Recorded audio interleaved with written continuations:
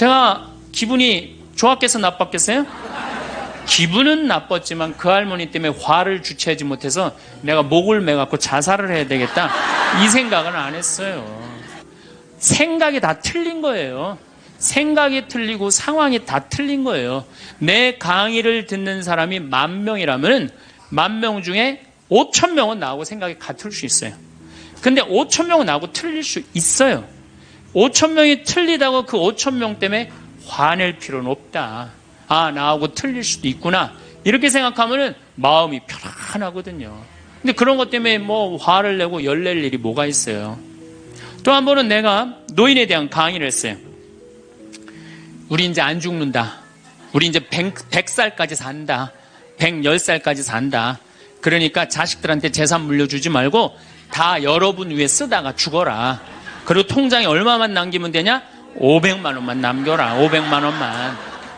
그렇게 마음껏 쓰다가 죽을 때는 돌아다니다 지치면은 그냥 죽을 땐 꼴까닥 죽어라.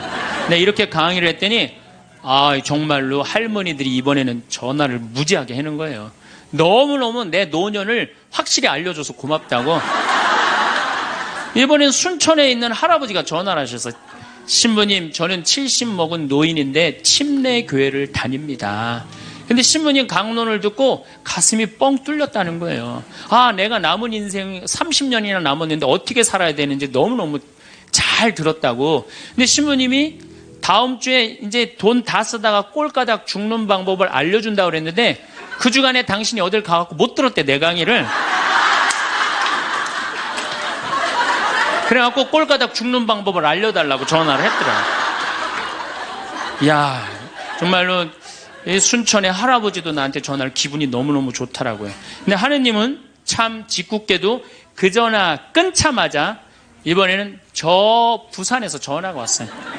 황창현 신부를 바꾸라고.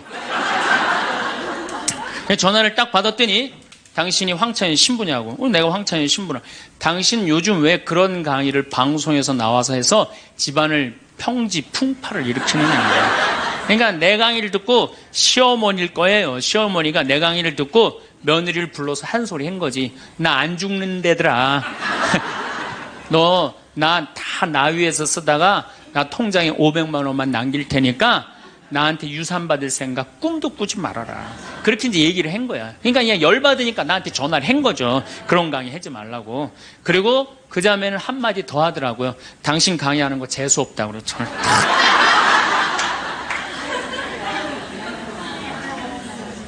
내가 그 전화를 받고 기분이 좋았겠어요? 나빴겠어요?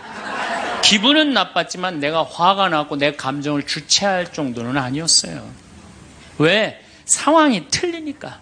얼마든지 내가 공격받을 수 있는 얘기를 한 거니까.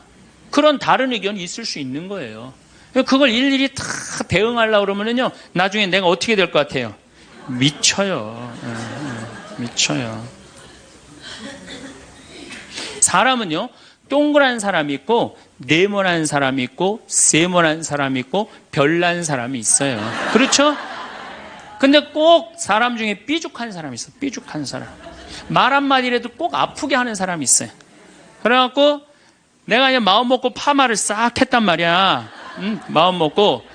그래갖고 이 동그란 사람이 파마를 딱 했는데 삐죽한 놈이 딱 와서 한마디 합니다. 파마를 왜 그렇게 했어? 얼굴이 떡판 같아 보이잖아. 그럼 이 동그란 사람 피가 뚝뚝 떨어져요, 안 떨어져요? 뚝뚝 떨어지는데 동그란 사람 특징은 뭐냐? 남한테 싫은 소리 하면 안 되는 줄 알고 있는 거예요. 그러니까 동그란 사람이 그렇게 내 가슴에 피가 떨어지면 한마디 해줘야 될 거 아니에요. 내가 떡판이든 뭐든 네가 무슨 상관이냐, 이렇게 얘기를 해야 되는데, 동그란 사람은 파마를 왜 그렇게 해서 얼굴이 떡판 같잖아. 그러면 동그란 사람이 뭐라고 그러냐면, 그러게 해다 보니 그렇게 됐네. 이 동그란 사람, 여러분들 삐죽한 사람 만나야 돼, 만나지 말아야 돼? 만나면 안 돼요. 이 삐죽한 놈 누구 소개시켜줘야 되냐면 별난 놈 소개시켜줘야 돼. 별난 놈. 찔러도 안 나오는 별난 놈. 오늘은 우리가 화나십니까? 라는 주제로 강의를 하도록 하겠습니다. 만약에 우리가 인생 살아가면서 이 화만 안 내도 우리 인생이 굉장히 평탄할 것 같아요. 근데 가끔 잘 참다가도 그냥 갑자기 한번 화가 나면은 막 모든 게 막 뒤죽박죽 되시지 않으세요? 저는 이 한국 사회를 보면은 화로 꽉 찬 것 같아.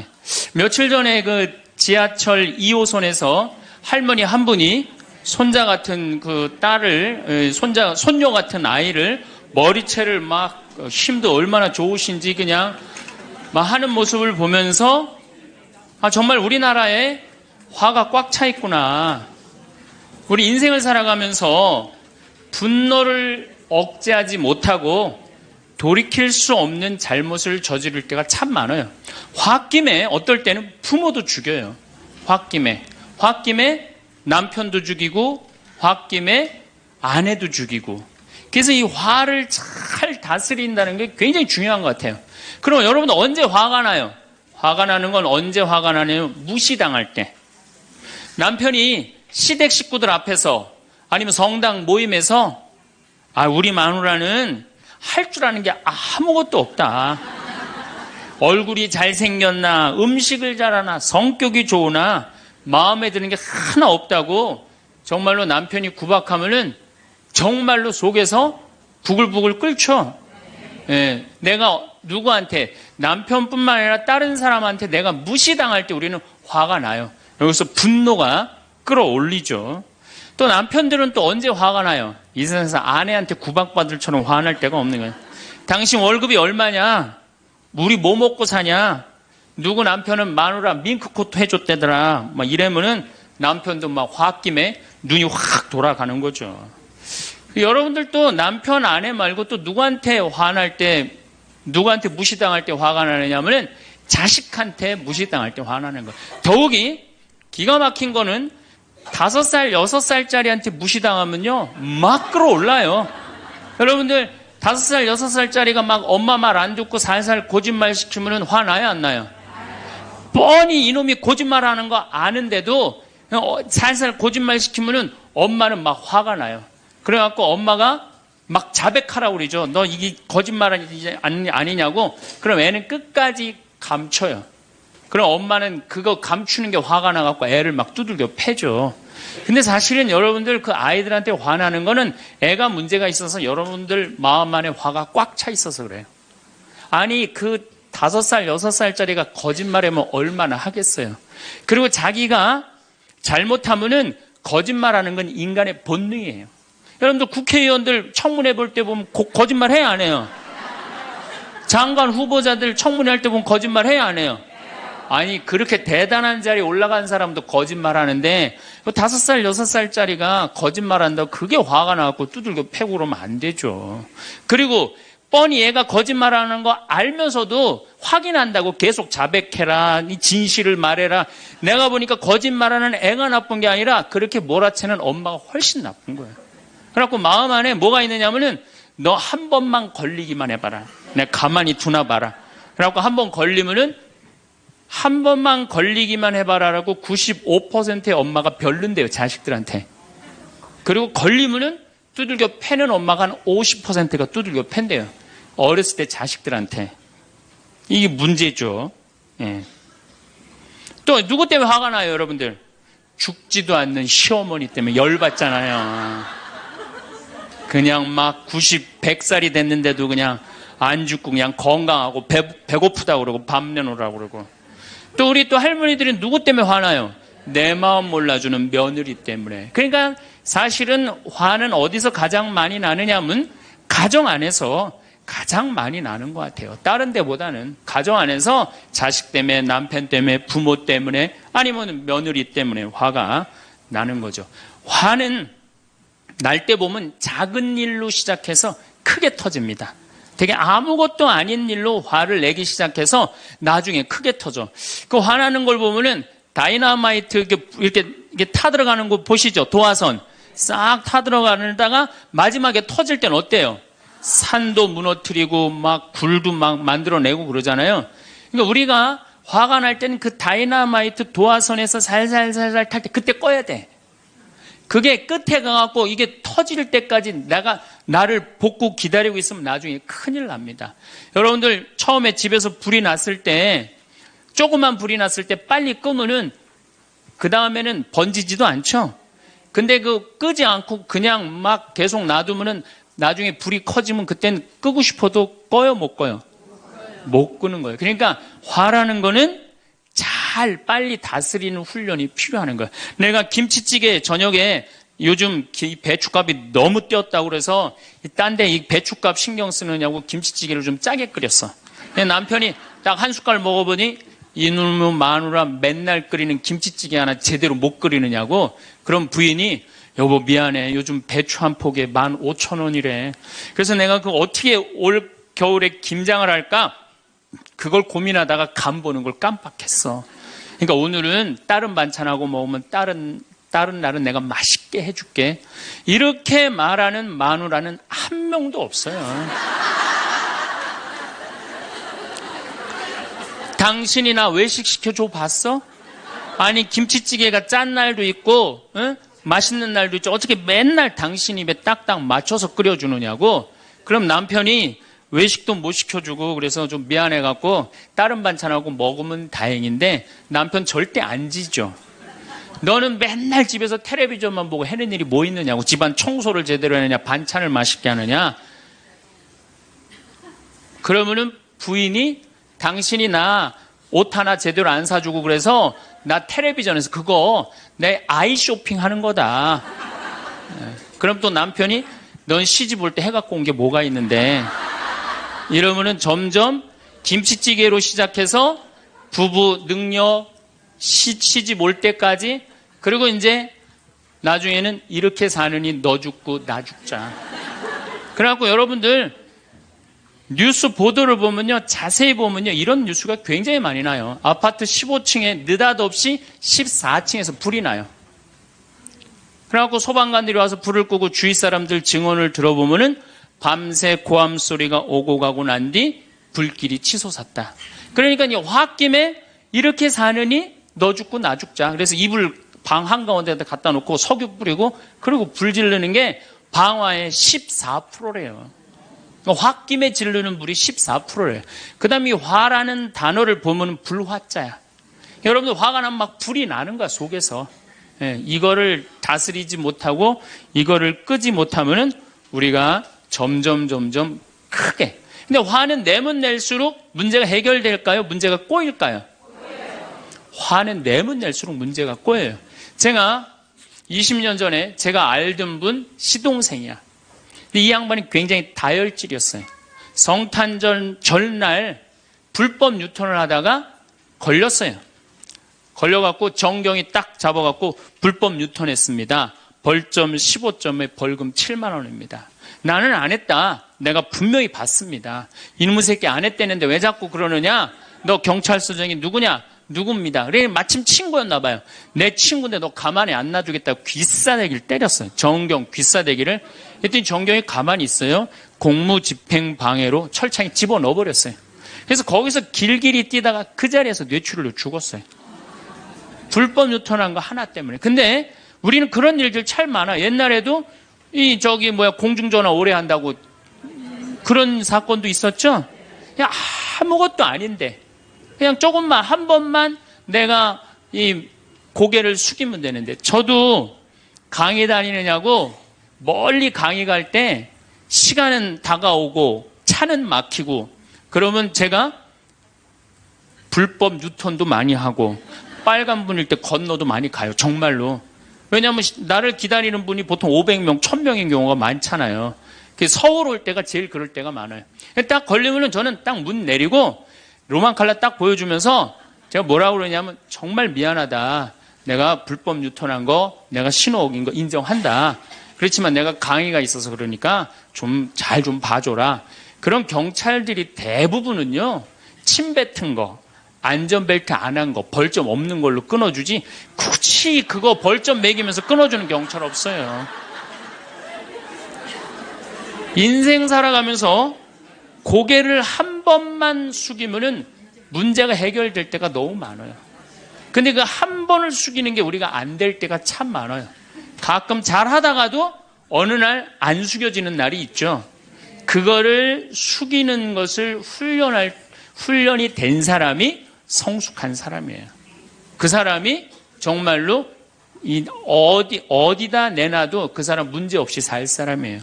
화날 때마다 그냥 막 집어 던지고 막 그러는 사람 주위에 친구 하나도 없어지죠. 또 우리가 언제 화가 나요? 식구 가운데 자기만 손해보고 희생한다고 생각할 때 화나요? 안 나요? 오빠는 대학 보내고 나는 고등학교밖에 안 보냈어. 그럼 부모님한테 막 화가 나요? 안 나요? 나죠?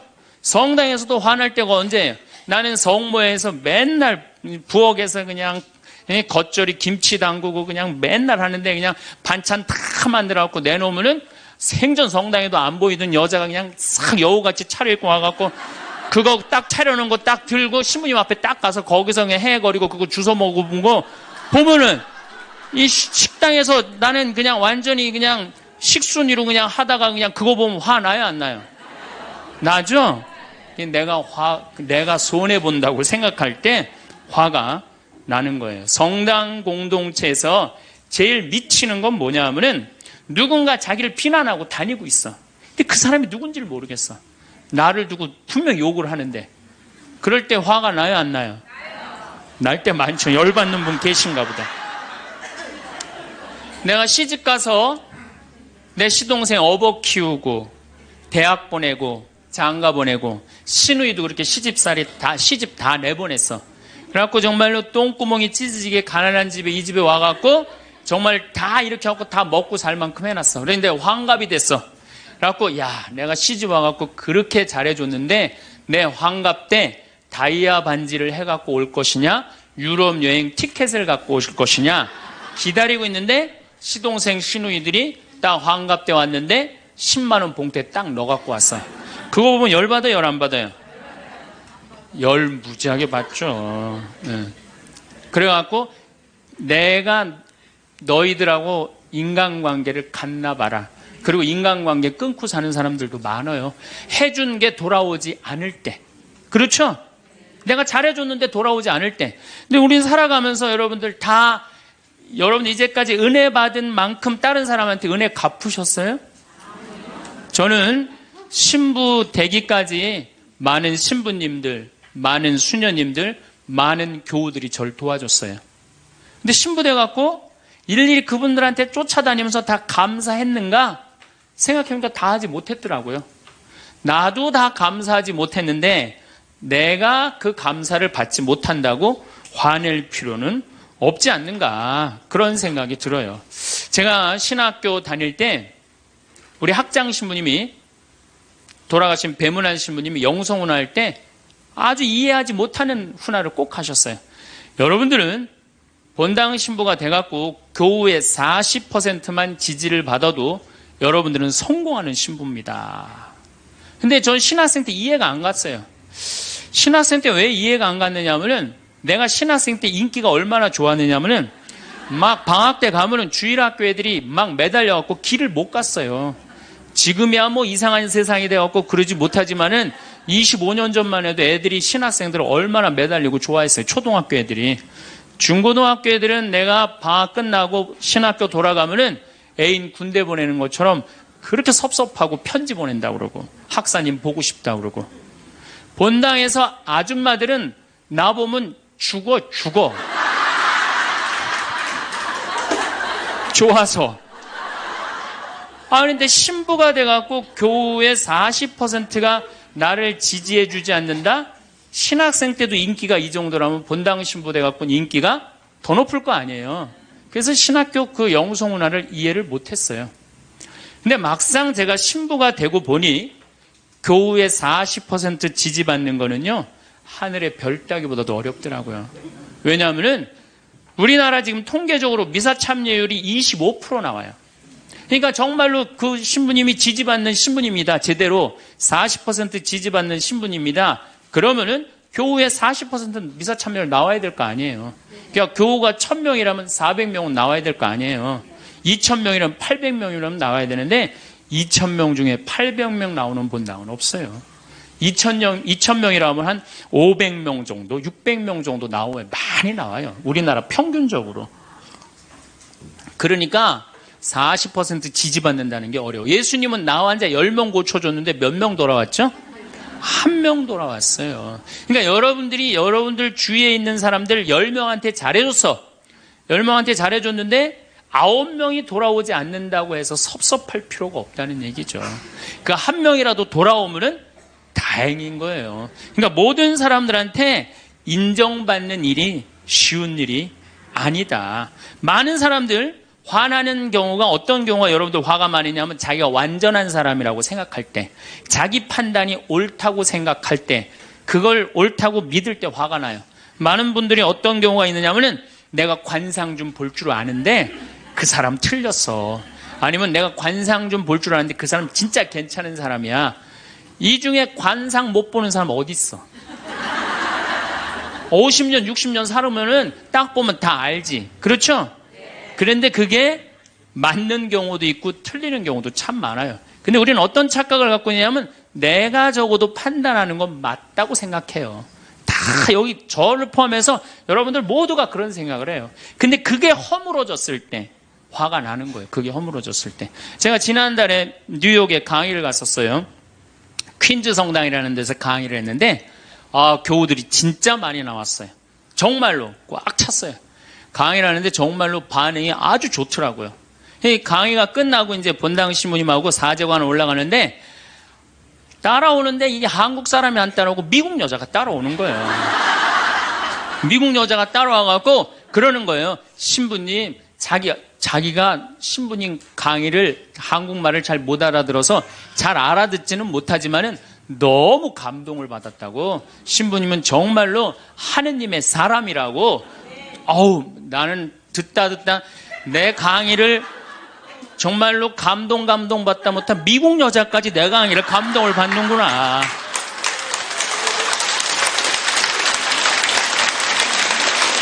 그래갖고 기분이 너무 좋아갖고 이제 그 여자하고 얘기를 하고 있는데 본당 신부님이 자꾸 나를 끄는 거예요. 사정안에 빨리 가자고.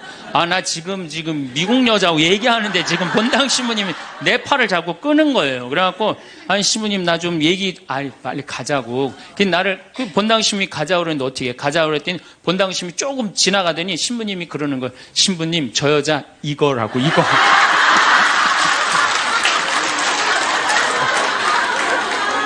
한국에서 강의만 오면은 강의 오는 신부님한테 쫓아다니면서 저런다고. 난 내가 강의 잘해갖고 그런 줄 알았더니 쫓아와갖고 그냥. 내가 성당 봉사한다고 해서 모두가 나를 알아봐 줄 거라고 착각해서는 안 됩니다. 성당에서 열심히 봉사하는 우리 형제 자매님들 가운데 요셉 형제 없으면 우리 성당 쓰러져. 마리아 자매님 없으면 우리 성모에 없어져. 우리 데레사 자매 없으면 성가대 없어져. 그 말 믿지 마세요. 없어져도 성당 잘 돌아가요.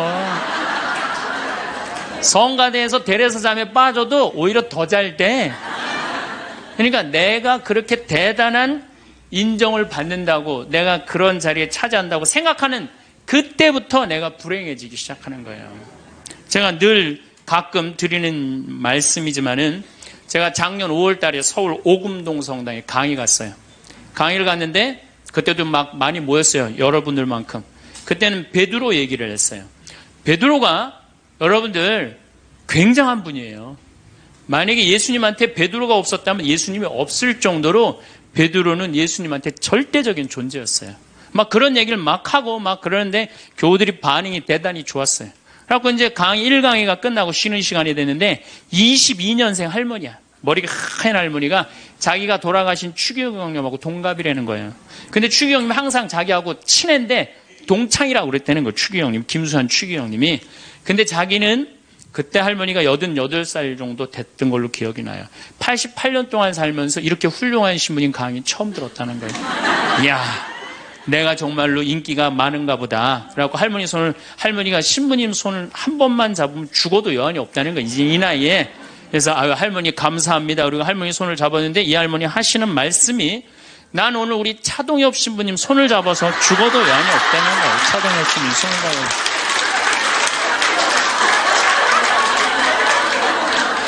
그래서 제가 그랬죠. 할머니, 저는 차동엽 신부가 아닙니다. 저는 황창현 신부입니다. 그렇게 분명히 말씀을 드렸는데 이 할머니는 황창현이라는 사람 알지도 못하는 거예요.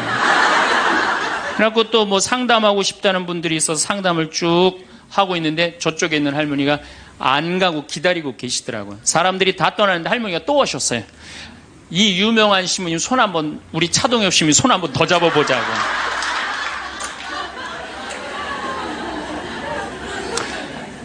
모든 사람들이 나를 인정해주지 않는다 하더라도, 모든 사람들이 나를 알아주지 않는다 하더라도 실망하실 필요 없어요. 그리고 우리가 인생 살아가면서 모든 사람이 나를 인정해주는 일은 없어요. 그러니까 여러분들 가운데 모든 사람이 나를 좋아해. 이분은 사실은 나중에 불행의 씨를 갖고 있는 분이에요. 화의 씨를 갖고 있는 분이에요. 10명 중에 몇 명만 나를 좋아해도 성공해? 4명만 좋아해도 성공한 거예요. 아니, 10명 중에 1명만 나를 믿어줘도 여러분들은 실패한 인생이 아니에요. 9명은 나를 인정하지 않을 수도 있어요. 근데 가끔 나는 우리나라 연예인들을 보면 안타까워요. 연예인들 막 인기가 좋잖아요. 인기가 좋은데 막 따라다니잖아요. 막 따라다니는데 그 연예인들 따라다니는 사람들을 보면은 많이 따라다녀 500명, 1000명이야. 그러면은 국민의 5천만 명의 국민 중에 1000명 따라다니는데 그 1000명 속에서 자기가 인기가 완전히 있는 줄 아는 거예요. 완전히 그 1000명 속에서 파묻혀갖고 4999만 9천명은 그 사람이 누군지도 모를 수 있어요. 그렇지 않아요? 여러분들 요즘 연예인들 막 때로 나와갖고 뛰어다니고 막 춤추는 거 보면 구분돼요, 안 돼요?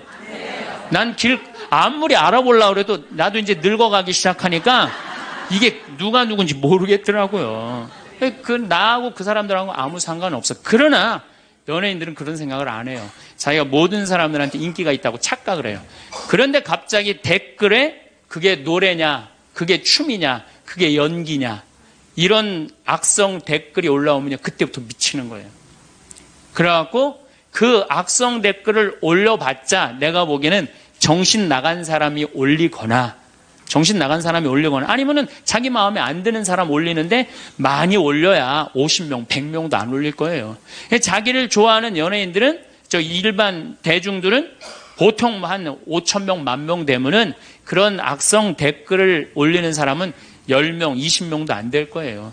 근데 그거에 스트레스를 받아갖고 목매갖고 자살하는 연예인들이 참 많아요. 그럴 필요 없다는 거예요. 최진실 씨가 이 세상 떠난 지 벌써 이제 2년 됩니다. 참 안타까운 연예인이에요. 나는 최진실 씨하고 나이하고 비슷한 연배. 우리 어렸을 땐 인기 최고였어요. 정말로. 정말 앞으로도 더 연애 활동을 했으면 우리한테 큰 기쁨을 줬을 거야. 근데 최진실 씨를 좋아하는 사람은 국민이 나를 포함해서 한 3천만 명은 될 거예요. 근데 최진실 씨가 세상 떠날 때 악성 댓글을 한 사람 4사람밖에 안 돼요. 근데 너무너무 안타깝죠. 그러니까 우리가 살아가면서 여러분들도 여러분들한테 막 나쁜 소리를 하는 사람은 한둘이야. 근데 그 한둘도 내가 보기엔 제정신 가진 사람은 아니다. 그러니까 모든 사람들한테 내가 인정받지 못한다고 그래서 화낼 필요는 없다. 제가 17년 전, 벌써 18년 전이네요. 철산성당이라는 경기도 광명 보좌신부를 했어요. 보좌신부를 했는데 거긴 교우가 14,000명이야. 14,000명. 예비자 교리반을 딱 맡았는데 100명이 딱 있는 거예요. 새로 신부는 됐지. 그냥 교리교환을 신학교 때 얼마나 공부를 열심히 하고 준비를 열심히 했어요. 100명이 있으니까 기분이 너무 좋더라고요. 그래서 그냥 교리를 그냥 얼마나 열심히 했는지 몰라요. 근데 한 달이 지났는데 늘어나도 전찬을 판국에 이게 줄어들기 시작하는 거예요. 90명으로 줄어드는 거예요. 2달이 지났는데 80명으로 줄어드는 거예요. 3달이 지났는데 진짜 딱 반토막이 나더라고. 50명으로. 그랬더니 봉사자들이 맥주하고 안주를 사갖고 와서 나를 위로해 주는 거예요. 신부님, 실망하지 말아라. 원래 교리반이 이렇게 어중이 떠중이 다 떠나고 이렇게 오리지널만 3개월 지나면 딱 남는다. 그리고 실망하지 말으셔야 되는 이유가 수녀님 반은 더 떨어졌다. 그러니까 실망하지 말아라.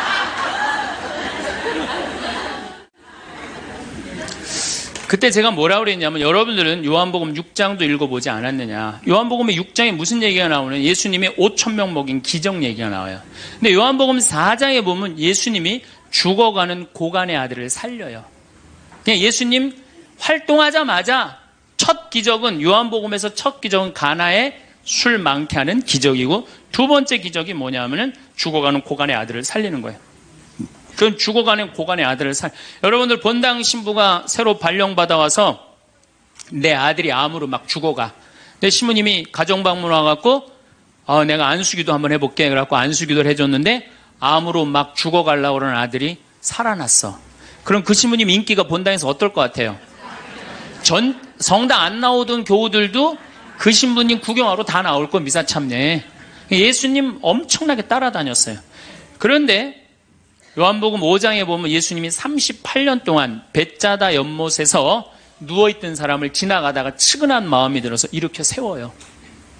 근데 신부님, 우리 시어머니는 중풍으로 38년 동안 누워있었다고. 그럼 내가 또 한번 안수기도 해볼게. 가서 안수기도 했는데 시어머니가 38년 만에 일어났어. 그럼 본당 신부님 인기는 하늘을 찌르는 게 아니라 하늘을 뚫고 올라갈 거예요. 그 정도로 예수님 인기가 그렇게 좋았어요. 그래갖고 이 사람들이 예루살렘에서 예수님이 그런 기적을 하셨는데, 예수님을 갈릴레아 호수까지 몇 명이 따라가느냐 하면 5,000명이 따라갑니다. 자기네들 스스로 제자라고 그러면서 5,000명이 따라가요. 5,000명이 따라가는데 보니까 3일 동안 이 사람이 밥을 못 먹어. 그러니까 예수님이 빵 5개, 물고기 2마리로 5,000명을 먹여요. 그러니까 당시 유대인들이 뭐라고 그러냐면, 우리가 드디어 기다리던 왕이 왔다. 왕으로 억지로라도 모시자. 그래요. 그러니까 예수님이 딱 사라졌다가 저녁에 딱 나타나는데, 갈릴레아 호수에 나타나는데 성서에 25에서 30 스타디온 정도 배가 떨어져 있었다고 그랬어요. 그럼 완 스타디온은 얼마냐? 한 200m 정도를 완 스타디온, 한 스타디온이라고. 여러분들 스타디온이 어디서 온 말이에요? 스타디움이라는, 스타디움 한 바퀴를 돌고 있습니다. 그러잖아요. 그 스타디움이 성서에서 나오는 스타디온에서 나온 얘기예요. 그러니까 한 스타디온은 한 200m 정도 되는 거예요. 그걸 30 스타디온을 걸었다면은 얼마를 걸은 거냐면은 6km를 걸은 거, 무리를 쫙. 미치는 거죠. 사람이 무리를 걸은 거를 보면 미치지 않아요? 만약 여러분들 내가 강의한다고 저 뒤에서 걸어서 안 들어오고 공중부양으로 떠서 쫙 들어온다고 생각을 해봐. 강의할 필요 있어요, 없어요? 잠깐 떴다가 그냥 쫙 나가면 그걸로 끝이지. 그러니까 당시의 유대인들은 예수님한테 완전히 반한 거예요. 근데 다음날 예수님이 이상한 말을 해요. 참으로 확 끼얹어요. 내가 진실로 진실로 너희에게 말한다. 너희가 사람의 아들의 살을 먹지 않고 그의 피를 마시지 않으면 너희는 생명을 얻지 못한다. 그러나 내 살을 먹고 내 피를 마시는 사람은 영원한 생명을 얻고 나도 마지막 날에 그를 다시 살릴 것이다. 내 살은 참된 양식이고 내 피는 참된 음료다. 군중들이 눈이 동그래요. 여러분들은 살 먹고 피 먹는 얘기 하도 많이 들어서 안 이상하죠? 그런데 다른 종교인들이 우린 예수님 살 먹어, 예수님 피 마셔, 그러면은 어떻게 생각할 것 같아요? 식인종 아니면 드라큘라 둘 중에 하나예요. 예수님 피 먹는 거면. 그러니까 당시의 유대인들이 뭐라고 그러냐면, 이 말씀은 듣기가 너무 거북하다. 누가 듣고 있을 수 있겠는가? 그러니까 그러면서 떠나요. 그러니까 예수님이 당신의 말씀을 두고 투덜거리는 것을 속으로 아시고 그들에게 이르셨다. 이 말이 너희 귀에 거슬리느냐? 그리고 성서에 이렇게 우리에게 말합니다. 이 일이 일어난 뒤로 제자들 가운데 많은 사람이 되돌아가고 더 이상 예수님과 함께 다니지 않았다. 다 떠나간 거예요. 말을 알아듣기 너무 어렵다고. 그러니까 이제 예수님이 이제 딱 12명 딱 남아있는 거, 어떤 무식한 어부 12이 눈을 동그랗게 뜨고 예수님을 쳐다보는 거예요. 그러니까 예수님이 이때 뭐라고 그러냐면은, 너희도 떠나고 싶으냐. 그러니까 이 12마저 떠나면 예수님 완전히 낙동강 오리알 되는 거예요. 이때 대단한 인물이 하나 나옵니다. 누구냐? 베드로예요. 다 떠났음에도 불구하고 의리를 지킨 분이 베드로예요. 당신은 영원한 생명을 주시는 말씀을 가지고 있는데 우리가 어디를 갑니까? 그리고 예수님은 이 12하고만 다니세요. 그리고 요한복음 6장 다음에 7장에는 뭐라고 써 있느냐면은 이들이 예수님을 죽이려 함으로 예수님은 더 이상 공식적으로 돌아다니지 않고 몰래 숨어서 갈릴레아만 다니셨다고 그래요. 그러니까 이 12하고만 그냥 돌아다닌 거 죽이려고 그러니까 피해서. 그러니까 예수님 그렇게 죽어가는 고간 아들 살리고 38년 동안 배짜다 연못에 누워있던 사람 살리고 5,000명 먹이고 생 난리를 쳐갖고 막 5,000명이 따라다니다가 결국은 몇 명 건졌느냐? 12명 건진 거예요. 여러분들 5,000명 중에 12명 건진 예수님이 나요? 100명 중에 50명 건진 제가 나요? 누가 나요? 내가 낫지 않아요? 아니 내가 예수님보다 나은데 뭐 예비 교우 50명 떨어졌다고 실망할 게 뭐 있어. 나는 가끔 한심한 레지오 단장들이 있어요. 신부님 우리 단원이 10명인데 오늘 2명밖에 안 나왔습니다. 그래서 둘이서 울면서 개응을 했습니다. 우리 레지오 해체해야 될까 봅니다. 이렇게 오는 단장이 있는데 한심한 단장이죠. 10명 중에 2명 나왔다 그러면 20% 지지받는 단장이야. 자, 5,000명 중에 12명 남긴 예수님이 나요? 10명 중에 2명 나온 단장이 나요? 누가 나? 단장이 훨씬 나은 거예요. 또 요즘 우리나라 구역 반모임 활성화를 위해서 굉장히 많이 노력하죠. 근데 많은 경우 반장님들, 구역장님들이 실망해요. 우리 구역이 10세대인데 3세대밖에 안 나온다. 4세대밖에 안 나온다. 이렇게 실망하는 분들이 굉장히 많아요. 그러면은 10세대 중에 3세대나 4세대 나오면은 이건 본당 신부보다 난 사람이에요. 예수님보다는 뭐 더 난 사람이고 실망할 필요가 뭐 있어. 예수님 뭐라고 그러냐면 너희 중에 단 두세 사람만 모여도 내가 그곳에 함께 있겠다. 그러면 됐지 뭐 이렇게 욕심이 많아요. 그러니까 여러분들 모든 사람들한테 인정받는 건 쉬운 일이 아니고 인정받으려고 할 때 우리 인생이 피곤해지고 화가 난다 이거예요. 여러분들 요즘 나는 가끔 텔레비전 보면서 총리들도 대통령도 막 신발 막 던지고 막 결함 막 던지고 그러잖아요. 대통령한테도. 우리가 남이 나한테 평가하는 게 전부는 아닙니다. 자기 소신, 자기 확신, 자기 멋이 있으면은요 누가 뭐라 그래도 별로 거기에 흔들리지 않아요. 근데 그냥 남들 말에 막 귀 기울이고 그냥 거기에 신경 쓰는 사람은 조금만 뭐가 있어도 화를 내고 자기를 주체하지 못하는 거예요. 루카복음 9장 51절을 보면 예수님이 사마리아를 통해 예루살렘으로 올라가려고 할 때 사마리아 사람들이 예루살렘에 간다는 이유로 예수님을 거부해요. 들어가지 못하게 동네를. 그 동네로 지나가면 지름길로 갈 수 있는데 그러니까 야고보하고 요한이 열받아갖고 뭐라 그러냐면 하늘에서 불을 내려다가 살러버릴까요? 얼마나 열받았으면은 하늘에서 불을 내려다가 살러버릴까요? 그래요. 근데 예수님은 이 둘을 꾸짖고 돌아가세요. 아, 예수님도 돌아가는데 우리가 화가 난다고 그냥 열 지르는 사람마다 전부 다 정면 돌파할 필요는 뭐가 있어요? 그렇지 않겠어요? 우리도 예수님처럼 돌아갈 상황이 되면 돌아갈 줄 알아야 됩니다. 세상 사람들이 다 나를 몰라준다 해도 화낼 일도 아니에요. 공자님은 뭐라고 그러셨느냐?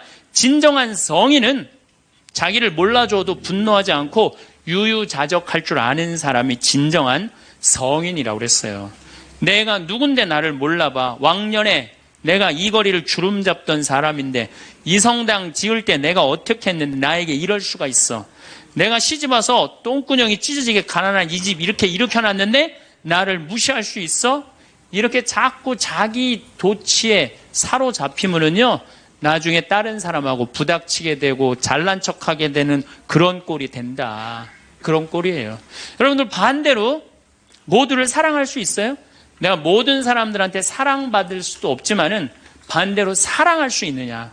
다 사랑할 수 있어요? 쉽지 않죠? 내가 본당 신부 해보니까 다 사랑하는 사람이 있긴 있더라고요. 누가 다 사랑하느냐면 머리에 꽃 꽂은 여자가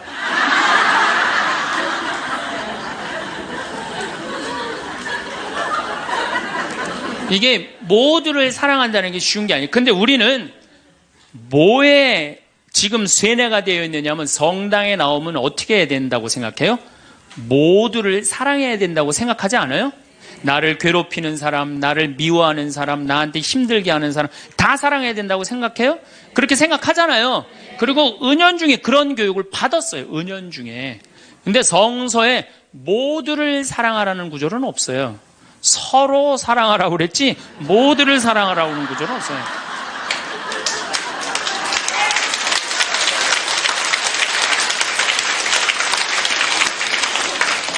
그러면은 이 모두를 사랑하는 게 얼마나 어려우느냐 요 얘기만 하고 다음 시간에 얘기하도록 하겠습니다. 사람은요 동그란 사람이 있고 네모난 사람이 있고 세모난 사람이 있고 별난 사람이 있어요. 그렇죠? 근데 꼭 사람 중에 삐죽한 사람이 있어. 삐죽한 사람. 말 한마디라도 꼭 아프게 하는 사람이 있어요. 그래갖고 내가 그냥 마음 먹고 파마를 싹 했단 말이야. 마음 먹고. 그래갖고 이 동그란 사람이 파마를 딱 했는데 삐죽한 놈이 딱 와서 한마디 합니다. 파마를 왜 그렇게 했어? 얼굴이 떡판 같아 보이잖아. 그럼 이 동그란 사람 피가 뚝뚝 떨어져요? 안 떨어져요? 뚝뚝 떨어지는데 동그란 사람 특징은 뭐냐? 남한테 싫은 소리 하면 안 되는 줄 알고 있는 거예요. 그러니까 동그란 사람이 그렇게 내 가슴에 피가 떨어지면 한마디 해줘야 될 거 아니에요. 내가 떡판이든 뭐든 네가 무슨 상관이냐 이렇게 얘기를 해야 되는데 동그란 사람은 파마를 왜 그렇게 해서 얼굴이 떡판 같잖아. 그러면 동그란 사람이 뭐라고 그러냐면 그러게 해다 보니 그렇게 됐네. 그리고 어디 가서 울기 시작하냐면 성당에 가서 울기 시작하는 거예요. 예수님 저 삐죽한 여자가 나보러 떡판이래요. 근데 예수님 당신이 정말로 십자가에서 참고 인내하고 용서하고 사랑했으니까 나도 참고 용서하고 인내하고 사랑할게요. 그래갖고 그냥 겨우 어떻게 주체할 수 없는 걸 다스려갖고 고해성사를 봤어. 고해성사를 봐갖고 용서를 했어. 자기하고 예수님하고 신부님하고는 화해를 했는데 그 삐죽한 사람하고는 화해했어 안 했어요? 삐죽한 사람은 찔렀는지도 모르고 몰라요. 그 사람 피가 흐르는지도 몰라요. 그런데 더 동그란 사람이 미치는 건 뭐냐면 그렇게 찔러놓고 딴 데 가고 막 헤헤거리고 또 수다 떨면은 동그란 사람이 속으로 무슨 생각이 들어요? 넌 웃음이 나오니? 난 지금 피가 뚝뚝 흐르는데. 가을이 돼갖고 그냥 또 그냥 마음 먹고 성당을 나왔는데 삐죽한 놈이 동그란 사람한테 한마디 또 합니다. 아니 요즘 남편이 돈 못 벌어? 옷을 왜 이렇게 후줄구리하게 입고 다녀? 그러면 또 피가 뚝뚝 떨어지는 거야. 이 동그란 사람 여러분들 삐죽한 사람 만나야 돼? 만나지 말아야 돼? 만나면 안 돼요. 이 삐죽한 놈 누구 소개시켜줘야 되냐면 별난 놈 소개시켜줘야 돼. 별난 놈. 찔러도 안 나오는 별난 놈. 이런 놈 소개시켜줘야지 어떻게 모두를 사랑할 수 있어요. 그거는 불가능한 얘기예요. 모두를 사랑한다는 거. 그러니까 여러분들 오늘 이후로 나는 모든 사람을 사랑할 것이다. 그러면 나중에 누가 망가지냐면 내가 망가져요. 네. 모두를 사랑하면서 자기가 완전히 망가지는 거예요. 모두를 사랑하면서 기쁨은 다행인데 모두를 사랑하면서 그걸 끌어안느냐고 속에서 부글부글 끓어. 그냥 화가 꽉 차 있는 거죠. 그러면은 다음 시간에 정말 모두를 사랑하는 일이 얼마나 어려운 일인지 이야기 나누도록 하겠습니다. 오늘은 우리가 화나십니까? 라는 주제로 강의를 하도록 하겠습니다. 만약에 우리가 인생 살아가면서 이 화만 안 내도 우리 인생이 굉장히 평탄할 것 같아요. 근데 가끔 잘 참다가도 그냥 갑자기 한번 화가 나면은 막 모든 게 막 뒤죽박죽 되시지 않으세요? 저는 이 한국 사회를 보면은 화로 꽉 찬 것 같아. 며칠 전에 그 지하철 2호선에서 할머니 한 분이 손자 같은 그 딸을, 손녀 같은 아이를 머리채를 막 힘도 얼마나 좋으신지 그냥 막 하는 모습을 보면서 정말 우리나라에 화가 꽉 차 있구나. 우리 인생을 살아가면서 분노를 억제하지 못하고 돌이킬 수 없는 잘못을 저지를 때가 참 많아요. 홧김에 어떨 때는 부모도 죽여요. 홧김에 남편도 죽이고 홧김에 아내도 죽이고 그래서 이 화를 잘 다스린다는 게 굉장히 중요한 것 같아요. 그럼 여러분도 언제 화가 나요? 화가 나는 건 언제 화가 나냐면 무시당할 때. 남편이 시댁 식구들 앞에서 아니면 성당 모임에서 우리 마누라는 할 줄 아는 게 아무것도 없다. 얼굴이 잘생겼나, 음식을 잘하나, 성격이 좋으나 마음에 드는 게 하나 없다고 정말로 남편이 구박하면은 정말로 속에서 부글부글 끓죠. 예, 내가 누구한테, 남편뿐만 아니라 다른 사람한테 내가 무시당할 때 우리는 화가 나요. 여기서 분노가 끌어올리죠. 또 남편들은 또 언제 화가 나요? 이 세상에서 아내한테 구박받을처럼 화날 때가 없는 거예요. 당신 월급이 얼마냐? 우리 뭐 먹고 사냐? 누구 남편은 마누라 밍크코트 해줬대더라. 막 이러면은 남편도 막 홧김에 눈이 확 돌아가는 거죠.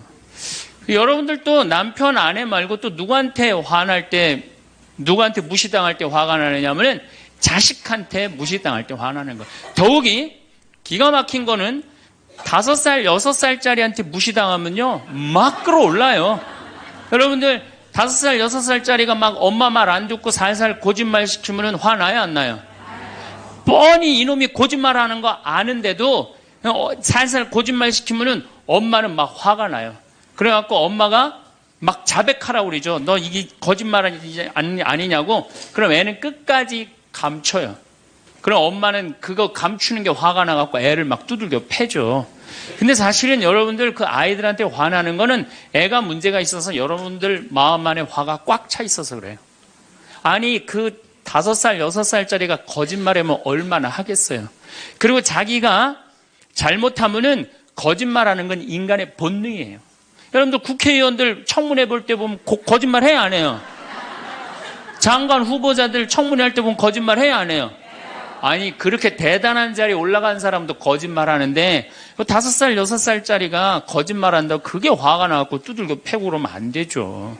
그리고 뻔히 얘가 거짓말하는 거 알면서도 확인한다고 계속 자백해라, 이 진실을 말해라. 내가 보니까 거짓말하는 애가 나쁜 게 아니라 그렇게 몰아채는 엄마가 훨씬 나쁜 거예요. 그래갖고 마음 안에 뭐가 있느냐면은 너 한 번만 걸리기만 해봐라. 내가 가만히 두나 봐라. 그래갖고 한 번 걸리면은 한 번만 걸리기만 해봐라라고 95%의 엄마가 별론데요, 자식들한테. 그리고 걸리면은 두들겨 패는 엄마가 한 50%가 두들겨 팬대요. 어렸을 때 자식들한테. 이게 문제죠. 예. 또 누구 때문에 화가 나요, 여러분들? 죽지도 않는 시어머니 때문에 열받잖아요. 그냥 막 90, 100살이 됐는데도 그냥 안 죽고 그냥 건강하고 배고프다고 그러고 밥 내놓으라고 그러고. 또 우리 또 할머니들은 누구 때문에 화나요? 내 마음 몰라주는 며느리 때문에. 그러니까 사실은 화는 어디서 가장 많이 나느냐면 가정 안에서 가장 많이 나는 것 같아요. 다른 데보다는 가정 안에서 자식 때문에, 남편 때문에, 부모 때문에, 아니면 며느리 때문에 화가 나는 거죠. 화는 날 때 보면 작은 일로 시작해서 크게 터집니다. 되게 아무것도 아닌 일로 화를 내기 시작해서 나중에 크게 터져. 그 화나는 걸 보면은 다이너마이트 이렇게 타들어가는 거 보시죠? 도화선 싹 타들어가다가 마지막에 터질 때는 어때요? 산도 무너뜨리고 막 굴도 막 만들어내고 그러잖아요. 그러니까 우리가 화가 날 때는 그 다이너마이트 도화선에서 살살살살 탈 때 그때 꺼야 돼. 그게 끝에 가갖고 이게 터질 때까지 나를 볶고 기다리고 있으면 나중에 큰일 납니다. 여러분들 처음에 집에서 불이 났을 때, 조그만 불이 났을 때 빨리 끄면은 그 다음에는 번지지도 않죠. 근데 그 끄지 않고 그냥 막 계속 놔두면은 나중에 불이 커지면 그땐 끄고 싶어도 꺼요, 못 꺼요? 못 끄는 거예요. 그러니까 화라는 거는 잘 빨리 다스리는 훈련이 필요한 거예요. 내가 김치찌개 저녁에 요즘 배춧값이 너무 뛰었다고 그래서 딴 데 이 배춧값 신경 쓰느냐고 김치찌개를 좀 짜게 끓였어. 남편이 딱 한 숟갈 먹어보니 이놈의 마누라 맨날 끓이는 김치찌개 하나 제대로 못 끓이느냐고. 그럼 부인이 여보 미안해, 요즘 배추 한 포기에 15,000원이래. 그래서 내가 그 어떻게 올 겨울에 김장을 할까 그걸 고민하다가 간 보는 걸 깜빡했어. 그러니까 오늘은 다른 반찬하고 먹으면 다른 다른 날은 내가 맛있게 해줄게. 이렇게 말하는 마누라는 한 명도 없어요. 당신이나 외식 시켜줘 봤어? 아니 김치찌개가 짠 날도 있고 응? 맛있는 날도 있죠. 어떻게 맨날 당신 입에 딱딱 맞춰서 끓여주느냐고. 그럼 남편이 외식도 못 시켜주고 그래서 좀 미안해갖고 다른 반찬하고 먹으면 다행인데 남편 절대 안 지죠. 너는 맨날 집에서 텔레비전만 보고 해낸 일이 뭐 있느냐고. 집안 청소를 제대로 하느냐, 반찬을 맛있게 하느냐. 그러면은 부인이 당신이 나 옷 하나 제대로 안 사주고 그래서 나 텔레비전에서 그거 내 아이 쇼핑 하는 거다. 그럼 또 남편이 넌 시집 올 때 해갖고 온 게 뭐가 있는데. 이러면은 점점 김치찌개로 시작해서 부부 능력 시집 올 때까지, 그리고 이제 나중에는 이렇게 사느니 너 죽고 나 죽자. 그래갖고 여러분들 뉴스 보도를 보면요, 자세히 보면요, 이런 뉴스가 굉장히 많이 나요. 아파트 15층에 느닷없이 14층에서 불이 나요. 그래갖고 소방관들이 와서 불을 끄고 주위 사람들 증언을 들어보면은 밤새 고함 소리가 오고 가고 난 뒤 불길이 치솟았다. 그러니까 이 홧김에 이렇게 사느니 너 죽고 나 죽자. 그래서 이불 방 한가운데다 갖다 놓고 석유 뿌리고 그리고 불 지르는 게 방화의 14%래요. 홧김에 지르는 불이 14%래요. 그 다음에 이 화라는 단어를 보면 불화자야. 여러분들 화가 나면 막 불이 나는 거야, 속에서. 이거를 다스리지 못하고 이거를 끄지 못하면은 우리가 점점 크게. 근데 화는 내면 낼수록 문제가 해결될까요? 문제가 꼬일까요? 화는 내면 낼수록 문제가 꼬여요. 제가 20년 전에 제가 알던 분 시동생이야. 근데 이 양반이 굉장히 다혈질이었어요. 성탄절 전날 불법 유턴을 하다가 걸렸어요. 걸려갖고 정경이 딱 잡아갖고 불법 유턴했습니다. 벌점 15점에 벌금 7만 원입니다. 나는 안 했다. 내가 분명히 봤습니다. 이놈의 새끼 안 했다는데 왜 자꾸 그러느냐? 너 경찰서장이 누구냐? 누굽니다. 그래 마침 친구였나 봐요. 내 친구인데 너 가만히 안 놔두겠다고 귀싸대기를 때렸어요. 정경 귀싸대기를. 그랬더니 정경이 가만히 있어요. 공무집행방해로 철창에 집어넣어버렸어요. 그래서 거기서 길길이 뛰다가 그 자리에서 뇌출혈로 죽었어요. 불법 유턴한 거 하나 때문에. 근데 우리는 그런 일들 참 많아. 옛날에도 공중전화 오래 한다고 그런 사건도 있었죠. 그냥 아무것도 아닌데 그냥 조금만 한 번만 내가 이 고개를 숙이면 되는데. 저도 강의 다니느냐고 멀리 강의 갈 때 시간은 다가오고 차는 막히고 그러면 제가 불법 유턴도 많이 하고 빨간불일 때 건너도 많이 가요. 정말로. 왜냐하면 나를 기다리는 분이 보통 500명, 1000명인 경우가 많잖아요. 서울 올 때가 제일 그럴 때가 많아요. 딱 걸리면은 저는 딱 문 내리고 로만 칼라 딱 보여주면서 제가 뭐라고 그러냐면 정말 미안하다. 내가 불법 유턴한 거, 내가 신호 어긴 거 인정한다. 그렇지만 내가 강의가 있어서 그러니까 좀 잘 좀 봐줘라. 그런 경찰들이 대부분은요, 침 뱉은 거, 안전벨트 안 한 거, 벌점 없는 걸로 끊어주지 굳이 그거 벌점 매기면서 끊어주는 경찰 없어요. 인생 살아가면서 고개를 한 번만 숙이면은 문제가 해결될 때가 너무 많아요. 근데 그 한 번을 숙이는 게 우리가 안 될 때가 참 많아요. 가끔 잘 하다가도 어느 날 안 숙여지는 날이 있죠. 그거를 숙이는 것을 훈련이 된 사람이 성숙한 사람이에요. 그 사람이 정말로 어디다 내놔도 그 사람 문제 없이 살 사람이에요. 화날 때마다 그냥 막 집어 던지고 막 그러는 사람 주위에 친구 하나도 없어지죠. 또 우리가 언제 화가 나요? 식구 가운데 자기만 손해보고 희생한다고 생각할 때 화나요? 안 나요? 오빠는 대학 보내고 나는 고등학교밖에 안 보냈어. 그럼 부모님한테 막 화가 나요? 안 나요? 나죠? 성당에서도 화날 때가 언제예요? 나는 성모에서 맨날 부엌에서 그냥 겉절이 김치 담그고 그냥 맨날 하는데 그냥 반찬 다 만들어갖고 내놓으면은 생전 성당에도 안 보이던 여자가 그냥 싹 여우같이 차려입고 와갖고 그거 딱 차려놓은 거 딱 들고 신부님 앞에 딱 가서 거기서 그냥 헤헤거리고 그거 주워 먹어본 거 보면은 이 식당에서 나는 그냥 완전히 그냥 식순이로 그냥 하다가 그냥 그거 보면 화 나요, 안 나요? 나죠? 내가 손해본다고 생각할 때 화가 나는 거예요. 성당 공동체에서 제일 미치는 건 뭐냐 하면은 누군가 자기를 비난하고 다니고 있어. 근데 그 사람이 누군지를 모르겠어. 나를 두고 분명 욕을 하는데 그럴 때 화가 나요, 안 나요? 날 때 많죠. 열받는 분 계신가 보다. 내가 시집 가서 내 시동생 어버 키우고 대학 보내고 장가 보내고 시누이도 그렇게 시집 다 내보냈어. 그래갖고 정말로 똥구멍이 찢어지게 가난한 집에 이 집에 와갖고 정말 다 이렇게 하고 다 먹고 살 만큼 해놨어. 그런데 환갑이 됐어. 그래갖고 야, 내가 시집 와갖고 그렇게 잘해줬는데 내 환갑 때 다이아 반지를 해갖고 올 것이냐, 유럽 여행 티켓을 갖고 오실 것이냐 기다리고 있는데 시동생 시누이들이 딱 환갑 때 왔는데 10만 원 봉투에 딱 넣어갖고 왔어. 그거 보면 열 받아요, 열 안 받아요? 열 무지하게 받죠. 네. 그래갖고 내가 너희들하고 인간관계를 갖나 봐라. 그리고 인간관계 끊고 사는 사람들도 많아요. 해준 게 돌아오지 않을 때. 그렇죠? 내가 잘해줬는데 돌아오지 않을 때. 근데 우리 살아가면서 여러분들 이제까지 은혜 받은 만큼 다른 사람한테 은혜 갚으셨어요? 저는 신부 되기까지 많은 신부님들, 많은 수녀님들, 많은 교우들이 저를 도와줬어요. 근데 신부 돼갖고 일일이 그분들한테 쫓아다니면서 다 감사했는가? 생각해보니까 다 하지 못했더라고요. 나도 다 감사하지 못했는데 내가 그 감사를 받지 못한다고 화낼 필요는 없지 않는가, 그런 생각이 들어요.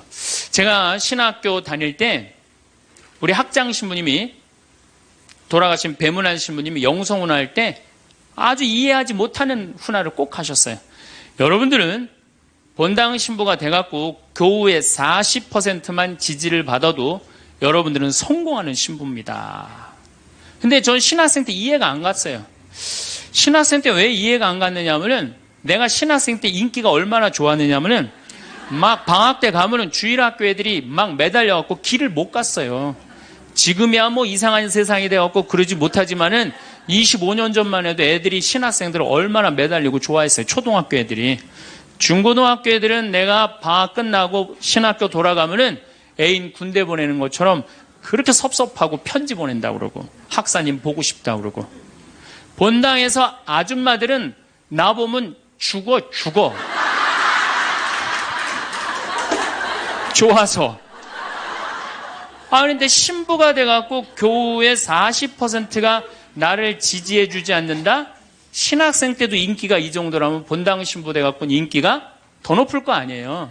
그래서 신학교 그 영성훈화를 이해를 못했어요. 근데 막상 제가 신부가 되고 보니 교우의 40% 지지받는 거는요, 하늘의 별 따기보다도 어렵더라고요. 왜냐하면은 우리나라 지금 통계적으로 미사 참여율이 25% 나와요. 그러니까 정말로 그 신부님이 지지받는 신부님이다, 제대로 40% 지지받는 신부님이다, 그러면은 교우의 40% 미사 참여율 나와야 될 거 아니에요. 그러니까 교우가 1000명이라면 400명은 나와야 될 거 아니에요. 2000명이라면 800명이라면 나와야 되는데 2000명 중에 800명 나오는 본당은 없어요. 2000명이라면 한 500명 정도, 600명 정도 나와요. 많이 나와요. 우리나라 평균적으로.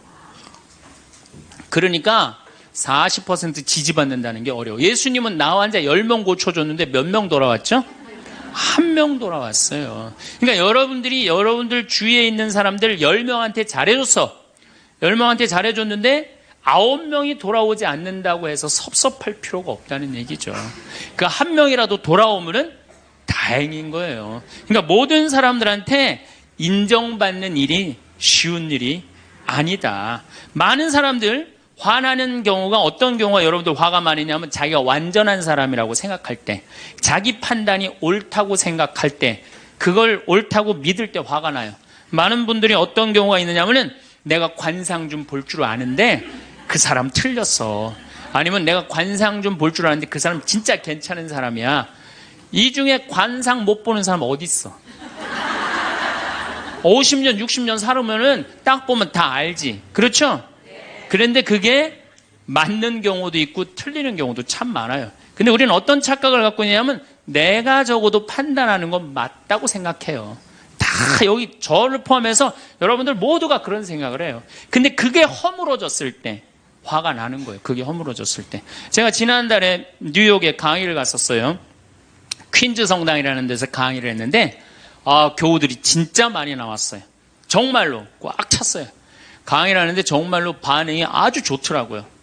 강의가 끝나고 이제 본당 신부님하고 사제관을 올라가는데 따라오는데 이게 한국 사람이 안 따라오고 미국 여자가 따라오는 거예요. 미국 여자가 따라와갖고 그러는 거예요. 신부님, 자기가 신부님 강의를 한국말을 잘 못 알아들어서 잘 알아듣지는 못하지만은 너무 감동을 받았다고. 신부님은 정말로 하느님의 사람이라고. 나는 듣다 내 강의를 정말로 감동받다 못한 미국 여자까지 내 강의를 감동을 받는구나.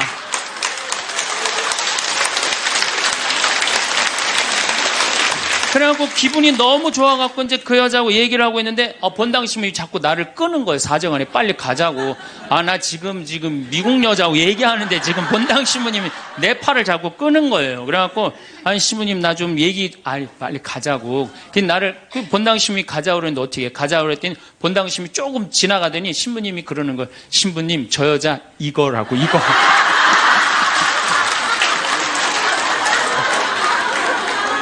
한국에서 강의만 오면은 강의 오는 신부님한테 쫓아다니면서 저런다고. 난 내가 강의 잘해갖고 그런 줄 알았더니 쫓아와갖고 그냥. 내가 성당 봉사한다고 해서 모두가 나를 알아봐 줄 거라고 착각해서는 안 됩니다.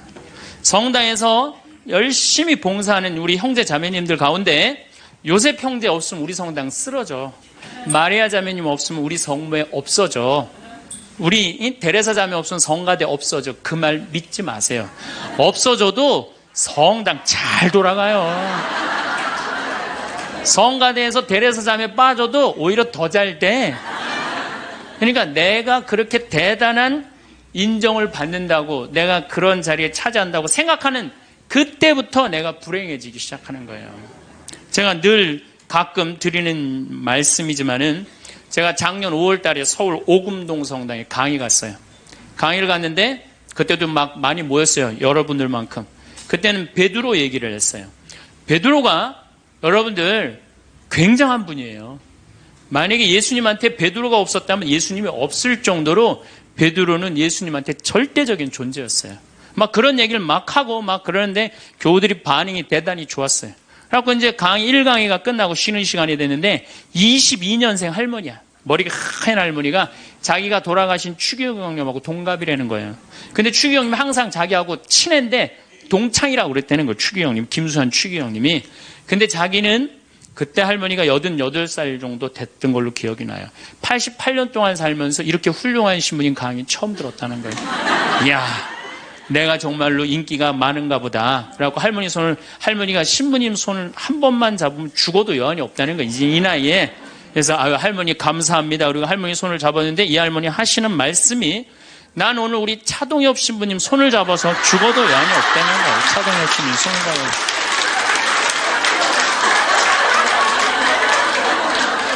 그래서 제가 그랬죠. 할머니, 저는 차동엽 신부가 아닙니다. 저는 황창현 신부입니다. 그렇게 분명히 말씀을 드렸는데 이 할머니는 황창현이라는 사람을 알지도 못하는 거예요.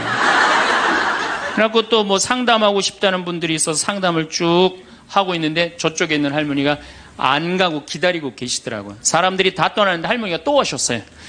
이 유명한 신부님 손 한번, 우리 차동엽 신부님 손 한번 더 잡아보자고.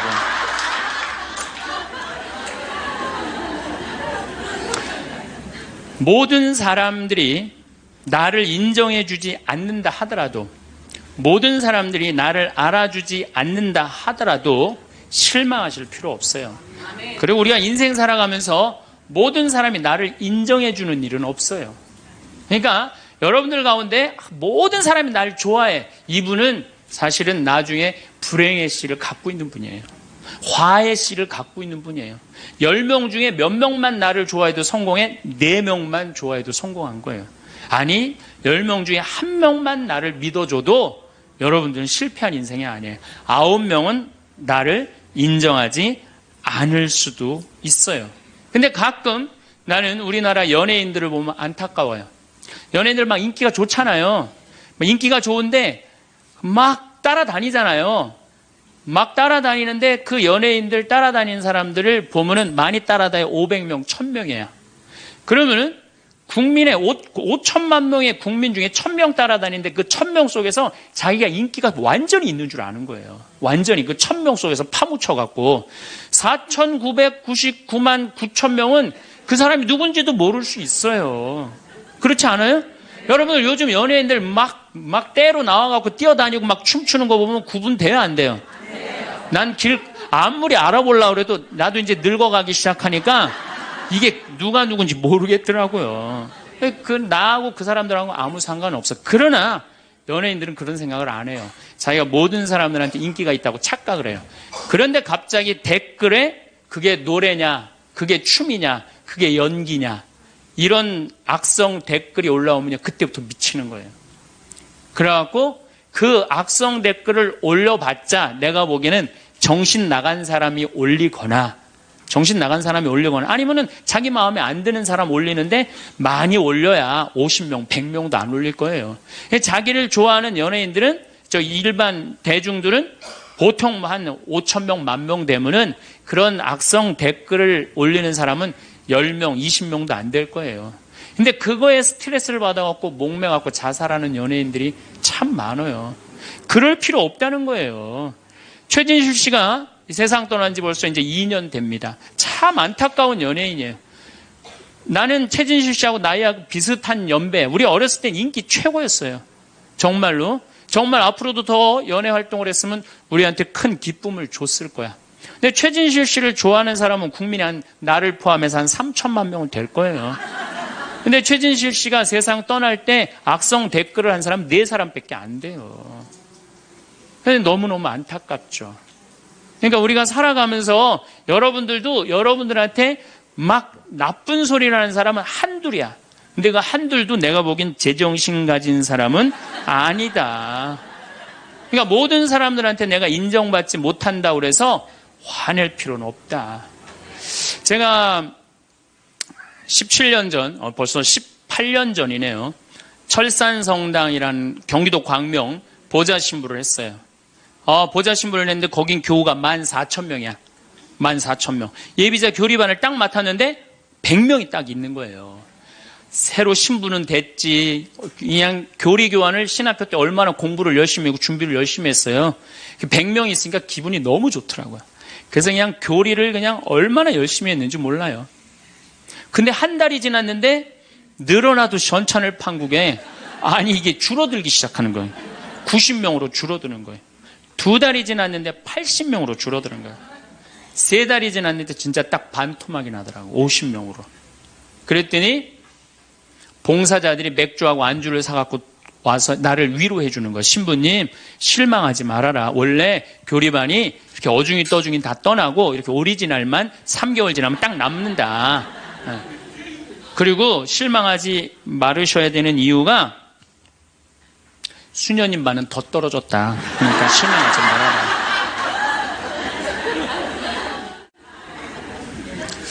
그때 제가 뭐라고 그랬냐면, 여러분들은 요한복음 6장도 읽어보지 않았느냐. 요한복음의 6장에 무슨 얘기가 나오는? 예수님이 5,000명 먹인 기적 얘기가 나와요. 근데 요한복음 4장에 보면 예수님이 죽어가는 고간의 아들을 살려요. 그냥 예수님 활동하자마자 첫 기적은, 요한복음에서 첫 기적은 가나에 술 많게 하는 기적이고, 2번째 기적이 뭐냐면은 죽어가는 고간의 아들을 살리는 거예요. 그건 죽어가는 고간의 아들을 여러분들 본당 신부가 새로 발령받아 와서 내 아들이 암으로 막 죽어가. 내 신부님이 가정방문 와갖고 내가 안수기도 한번 해볼게. 그래갖고 안수기도를 해줬는데 암으로 막 죽어가려고 그러는 아들이 살아났어. 그럼 그 신부님 인기가 본당에서 어떨 것 같아요? 성당 안 나오던 교우들도 그 신부님 구경하러 다 나올 거, 미사 참례. 예수님 엄청나게 따라다녔어요. 그런데 요한복음 5장에 보면 예수님이 38년 동안 벳자다 연못에서 누워있던 사람을 지나가다가 측은한 마음이 들어서 일으켜 세워요. 근데 신부님, 우리 시어머니는 중풍으로 38년 동안 누워있었다고? 그럼 내가 또 한번 안수기도 해볼게. 가서 안수기도 했는데 시어머니가 38년 만에 일어났어. 그럼 본당 신부님 인기는 하늘을 찌르는 게 아니라 하늘을 뚫고 올라갈 거예요. 그 정도로 예수님 인기가 그렇게 좋았어요. 그래갖고 이 사람들이 예루살렘에서 예수님이 그런 기적을 하셨는데 예수님을 갈릴레아 호수까지 몇 명이 따라가느냐면 5천 명이 따라갑니다. 자기네들 스스로 제자라고 그러면서 5천 명이 따라가요. 5천 명이 따라가는데 보니까 3일 동안 이 사람이 밥을 못 먹어. 그러니까 예수님이 빵 5개, 물고기 2마리로 5천 명을 먹여요. 그러니까 당시 유대인들이 뭐라고 그러냐면 우리가 드디어 기다리던 왕이 왔다. 왕으로 억지로라도 모시자. 그래요. 그러니까 예수님이 딱 사라졌다가 저녁에 딱 나타나는데 갈릴레아 호수에 나타나는데 성서에 25에서 30 스타디온 정도 배가 떨어져 있었다고 그랬어요. 그럼 완 스타디온은 얼마냐? 한 200m 정도를 완 스타디온, 한 스타디온이라고. 여러분들 스타디온이 어디서 온 말이에요? 스타디움이라는, 스타디움 한 바퀴를 돌고 있습니다. 그러잖아요. 그 스타디움이 성서에서 나오는 스타디온에서 나온 얘기예요. 그러니까 한 스타디온은 한 200m 정도 되는 거예요. 그걸 30 스타디온을 걸었다면은 얼마를 걸은 거냐면은 6km를 걸은 거, 무리를 쫙. 미치는 거죠. 사람이 무리를 걸은 거를 보면 미치지 않아요? 만약 여러분들 내가 강의한다고 저 뒤에서 걸어서 안 들어오고 공중부양으로 떠서 쫙 들어온다고 생각을 해봐. 강의할 필요 있어요, 없어요? 잠깐 떴다가 그냥 쫙 나가면 그걸로 끝이지. 그러니까 당시의 유대인들은 예수님한테 완전히 반한 거예요. 근데 다음날 예수님이 이상한 말을 해요. 참으로 확 끼얹어요. 내가 진실로 진실로 너희에게 말한다. 너희가 사람의 아들의 살을 먹지 않고 그의 피를 마시지 않으면 너희는 생명을 얻지 못한다. 그러나 내 살을 먹고 내 피를 마시는 사람은 영원한 생명을 얻고 나도 마지막 날에 그를 다시 살릴 것이다. 내 살은 참된 양식이고 내 피는 참된 음료다. 군중들이 눈이 동그래요.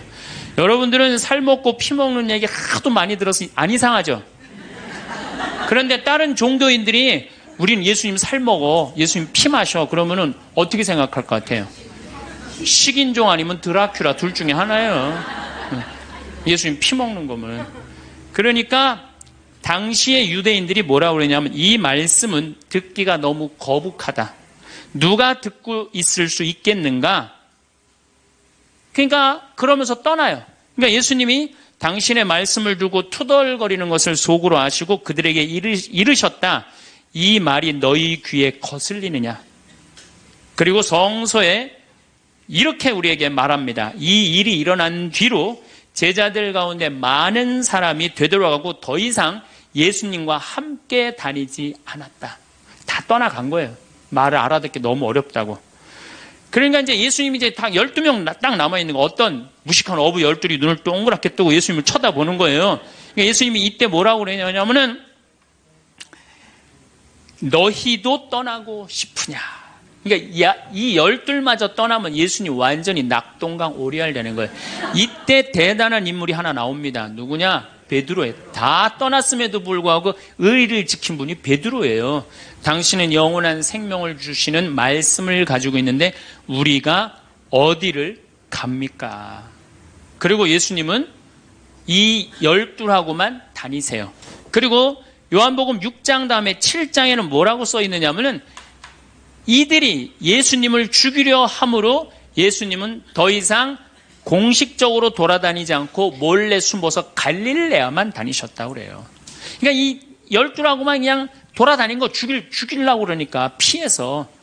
그러니까 예수님 그렇게 죽어가는 고간 아들 살리고 38년 동안 벳자다 연못에 누워있던 사람 살리고 5천 명 먹이고 생 난리를 쳐갖고 막 5천 명이 따라다니다가 결국은 몇 명 건졌느냐?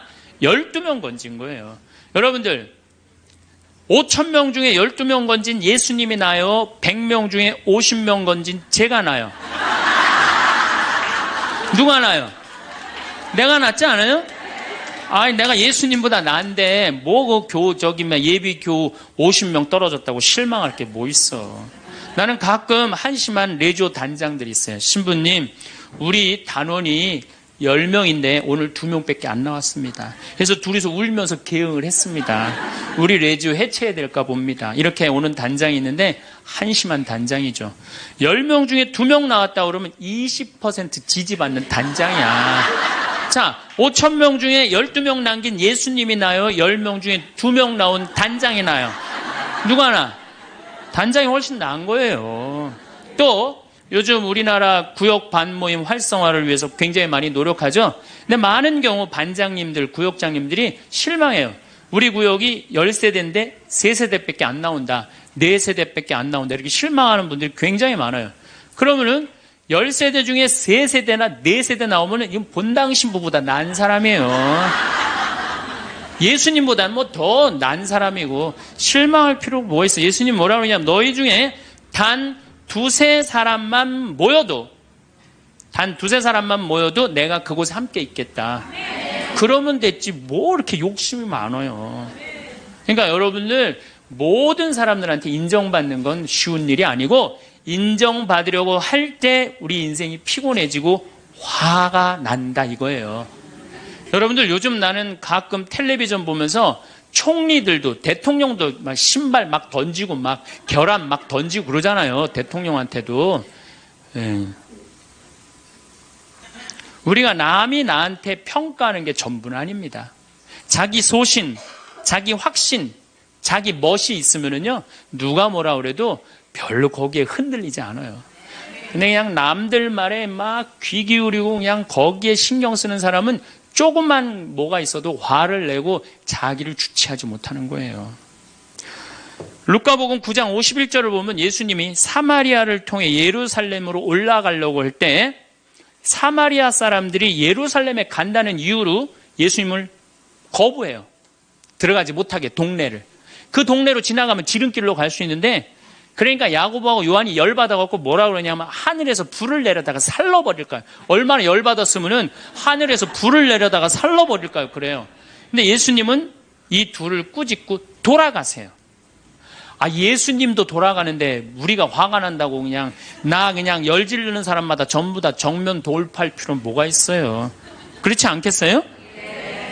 우리도 예수님처럼 돌아갈 상황이 되면 돌아갈 줄 알아야 됩니다. 세상 사람들이 다 나를 몰라준다 해도 화낼 일도 아니에요. 공자님은 뭐라고 그러셨느냐? 진정한 성인은 자기를 몰라줘도 분노하지 않고 유유자적할 줄 아는 사람이 진정한 성인이라고 그랬어요. 내가 누군데 나를 몰라봐. 왕년에 내가 이 거리를 주름 잡던 사람인데 이 성당 지을 때 내가 어떻게 했는데 나에게 이럴 수가 있어. 내가 시집와서 똥구녕이 찢어지게 가난한 이 집 이렇게 일으켜놨는데 나를 무시할 수 있어? 이렇게 자꾸 자기 도취에 사로잡히면은요 나중에 다른 사람하고 부닥치게 되고 잘난 척하게 되는 그런 꼴이 된다. 그런 꼴이에요. 여러분들 반대로 모두를 사랑할 수 있어요? 내가 모든 사람들한테 사랑받을 수도 없지만은 반대로 사랑할 수 있느냐? 다 사랑할 수 있어요? 쉽지 않죠? 내가 본당 신부 해보니까 다 사랑하는 사람이 있긴 있더라고요. 누가 다 사랑하느냐면 머리에 꽃 꽂은 여자가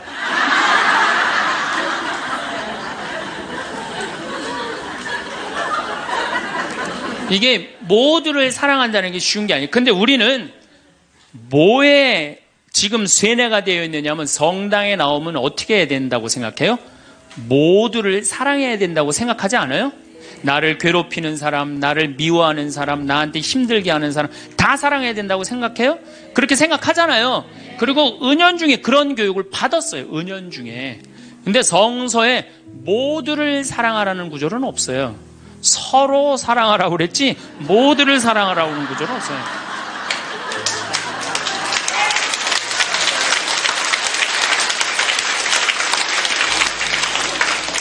그러면은 이 모두를 사랑하는 게 얼마나 어려우느냐 요 얘기만 하고 다음 시간에 얘기하도록 하겠습니다. 사람은요 동그란 사람이 있고 네모난 사람이 있고 세모난 사람이 있고 별난 사람이 있어요.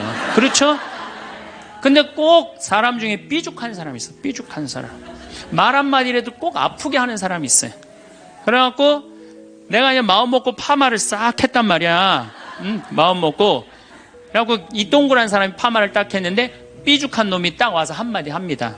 파마를 왜 그렇게 했어? 얼굴이 떡판 같아 보이잖아. I don't blame you for living this wish had been enough for you to stay.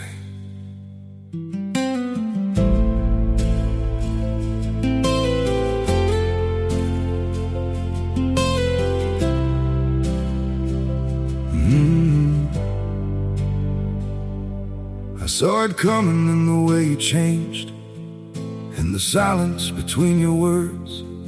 Every I'm fine felt heavier than truth, like something breaking unheard. I tried to fix what I didn't understand, held on tighter as you slipped away. But love can't grow where it's already gone. I don't blame you for living this wish had been enough for you to stay.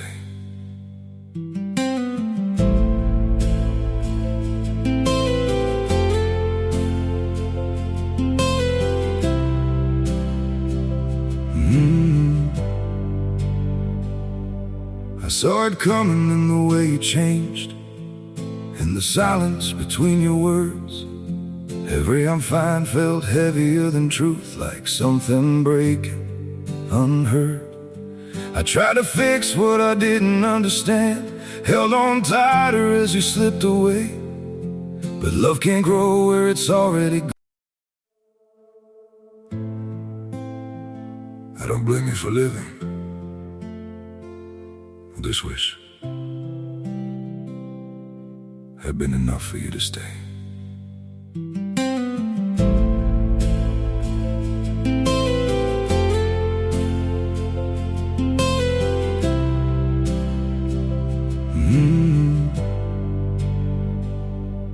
I saw it coming in the way you changed, in the silence between your words.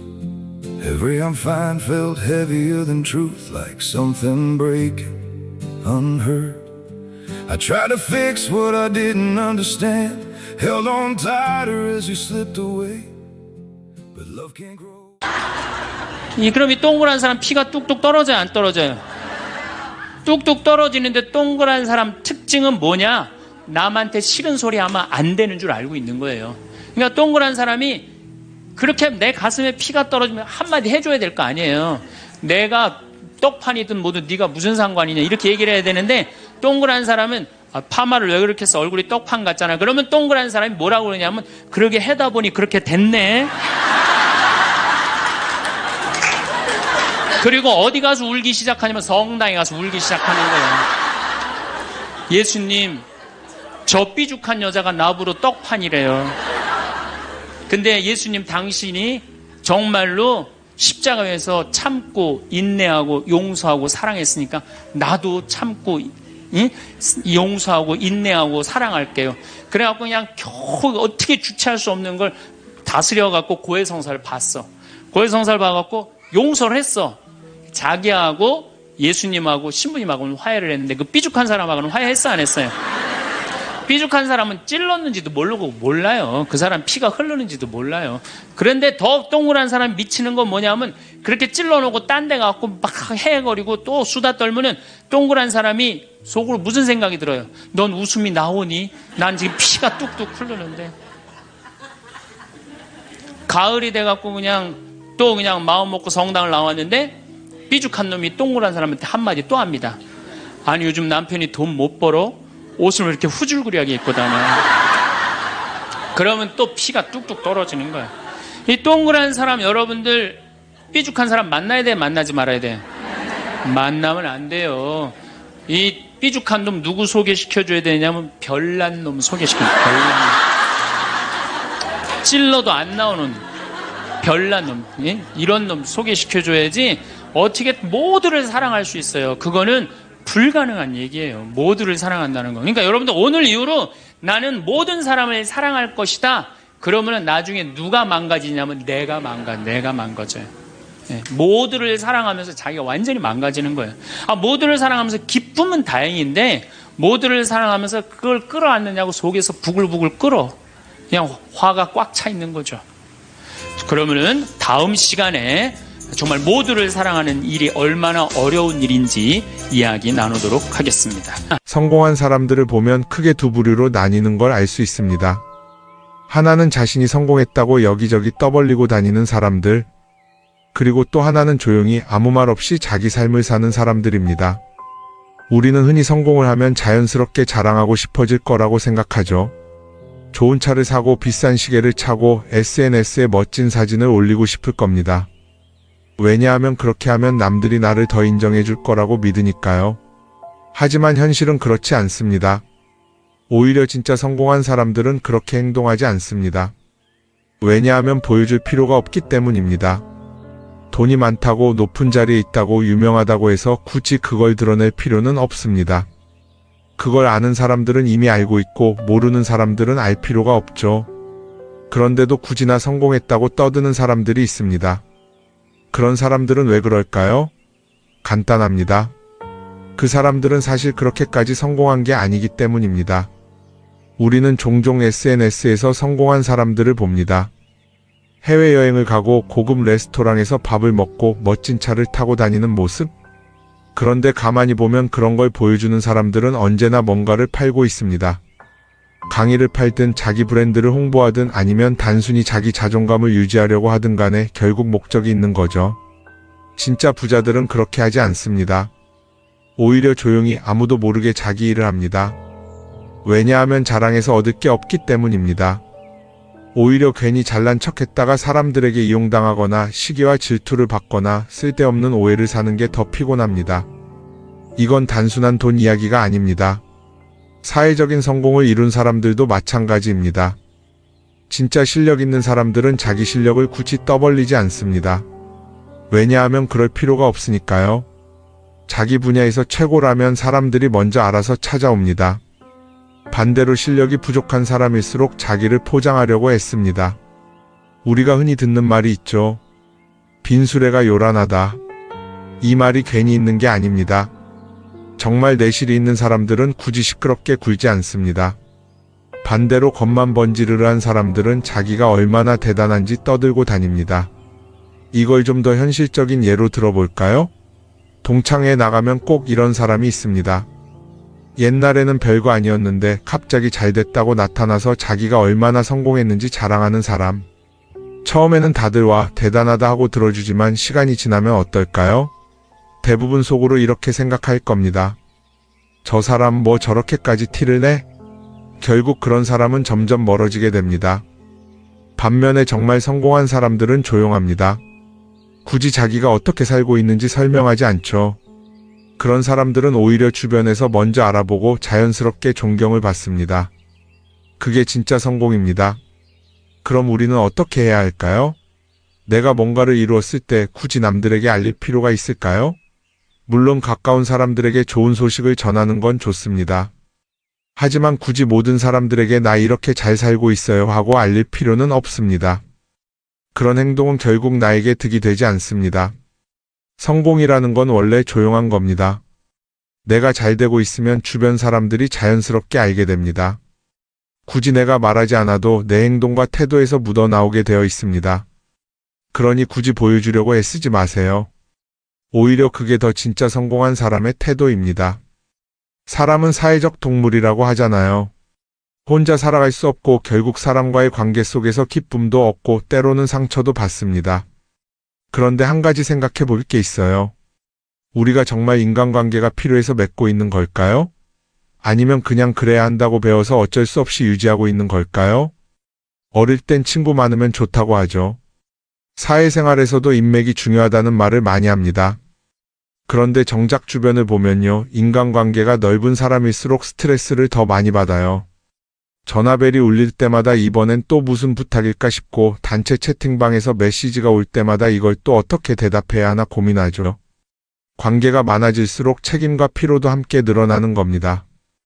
어떤 사람들은 인간관계를 줄이면 외롭지 않겠냐고 해요.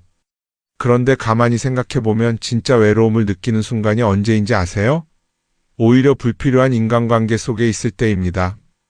같이 밥을 먹고 얘기를 나누는데도 뭔가 허전하고 대화가 컥 돌고 속마음을 나누지도 못할 때, 그럴 때 우리가 더 외롭다고 느끼죠. 그렇다고 당장 인간관계를 다 끊어버릴 순 없겠죠. 하지만 적어도 내가 정말 소중하게 여겨야 할 관계와 그냥 관성적으로 유지하는 관계는 구분할 필요가 있습니다. 예를 들어 매번 나한테 부탁만 하고 정작 내가 어려울 땐 연락 한 번 없는 사람. 내가 실수하면 뒷담화를 하면서 내 앞에서는 웃는 사람. 이런 관계를 굳이 계속 이어갈 이유가 있을까요? 가끔은 이런 경험도 있을 거예요. 우연히 어떤 사람과 친해졌는데 만난 지 얼마 되지도 않았는데 너무 많은 걸 털어놓는 사람들 있죠. 자기 속사정부터 가족 문제, 직장 고민까지 쏟아내는 사람들. 이런 경우 두 가지의 가능성이 큽니다. 하나는 그냥 감정적으로 의존할 사람이 필요해서일 수도 있고 또 하나는 내가 믿을 만한 사람인지 떠보는 걸 수도 있어요. 어떤 경우든 이런 관계는 오래가기 어렵습니다. 사실 친밀함이라는 건 시간이 필요한 법이에요. 적당한 거리를 두고 천천히 서로를 알아가야 하는데 초반부터 급격하게 가까워진 관계는 쉽게 무너지는 경우가 많습니다. 처음엔 친하다고 생각했는데 어느 순간 사소한 일로 틀어지고 결국 남보다 못한 사이가 되는 거죠. 그러면 인간관계를 어떻게 해야 할까요? 답은 간단합니다. 억지로 맺지 말고 굳이 유지하려고도 하지 않는 거예요. 내가 편한 관계라면 자연스럽게 이어질 것이고 그렇지 않다면 서서히 멀어질 겁니다. 그리고 그걸 억지로 붙잡지 않아도 괜찮습니다. 관계를 유지하는데 에너지를 쓰기보다는 정말 소중한 관계에 집중하는 게 더 낫지 않을까요? 어떤 사람은 내가 인간관계를 줄이면 나중에 나 혼자 남는 거 아니냐 걱정하기도 해요. 그런데 생각해보면요, 진짜 나를 위하는 사람은 많지 않아요. 인간관계를 줄인다고 해서 완전히 혼자가 되는 게 아닙니다. 오히려 불필요한 관계를 정리하고 나면 남아있는 관계들이 더 단단해지고 가치 있게 느껴질 겁니다. 예전엔 인맥이 자산이라는 말을 많이 했어요. 그런데 요즘은 꼭 그렇지도 않죠. 오히려 불필요한 인간관계가 많으면 그게 짐이 될 수도 있어요. 적당한 거리, 적당한 선. 이걸 잘 지키는 게 결국엔 가장 편한 인간관계를 유지하는 방법 아닐까요? 한번 곰곰이 생각해 보세요. 지금 내 주변에 있는 사람들 중에서 내가 정말 편하게 만날 수 있는 사람이 몇 명이나 되는지, 내가 억지로 맞춰주고 있는 관계는 없는지,